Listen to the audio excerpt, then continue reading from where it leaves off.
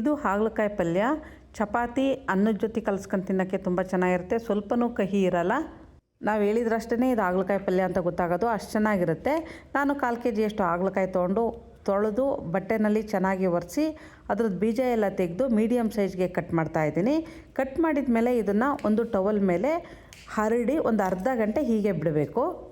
ಆಮೇಲೆ ಒಂದು ಬಾಣಲಿನ ಕಾಯ್ಲಿಕ್ಕಿಟ್ಟು ಅದಕ್ಕೆ ಒಂದು ಸೌಟ್ನಷ್ಟು ಎಣ್ಣೆ ಹಾಕಿ, ಸಾಸಿವೆ, ಜೀರಿಗೆ ಹಾಕಿ ಕಟ್ ಮಾಡಿರೋ ಹಾಗಲಕಾಯಿನ ಅಷ್ಟನ್ನು ಹಾಕಿ ಸಣ್ಣೂರಿನಲ್ಲಿ ಒಂದು 3ರಿಂದ 4 ನಿಮಿಷ ಹುರಿಬೇಕು. ಆ ನಂತರ ಅದಕ್ಕೆ ನಾವು ಹಾಗಲಕಾಯಿ ಎಷ್ಟು ತೊಗೊಂಡಿರ್ತೀವೋ ಅದ್ರ ಅರ್ಧ ಭಾಗದಷ್ಟಾದ್ರೂ ಈರುಳ್ಳಿನ ಕಟ್ ಮಾಡಿ ಅದನ್ನು ಇದ್ರ ಜೊತೆ ಹಾಕಿ ಹುರಿಬೇಕು. ಈಗ ಒಂದು 3 ಗೆಡ್ಡೆಯಷ್ಟು ಬೆಳ್ಳುಳ್ಳಿ, 1 ಹಿಡಿಯಷ್ಟು ಕರಿಬೇವಿನ ಸೊಪ್ಪು ಹಾಕಬೇಕು. 2 ಮೀಡಿಯಮ್ ಸೈಜಿಂದು ಟೊಮೊಟೊನ ಕಟ್ ಮಾಡಿ ಅದನ್ನು ಇದ್ರ ಜೊತೆ ಸ್ವಲ್ಪ ಹೊತ್ತು ಹುರಿಬೇಕು. ರುಚಿಗೆ ಬೇಕಾದಷ್ಟು ಉಪ್ಪು ಹಾಕಬೇಕು. 1 ಉಂಡೆಯಷ್ಟು ಬೆಲ್ಲ, 1 ನಿಂಬೆ ಗಾತ್ರದ ಹುಣಸೆಹಣ್ಣನ್ನು ನೆನೆಸಿ ಅದರ ರಸ ತೆಗೆದು ಹಾಕ್ತಿದ್ದೀನಿ. ಇದೆಲ್ಲದನ್ನು ಚೆನ್ನಾಗಿ ಮಿಕ್ಸ್ ಮಾಡಿ ಸುಮಾರು ಒಂದು 3-4 ನಿಮಿಷ ಹಾಗಲಕಾಯಿ ಬೇಯೋ ತನಕ ಬಾಯಿ ಮುಚ್ಚಿಟ್ಟು ಬೇಯಿಸಬೇಕು.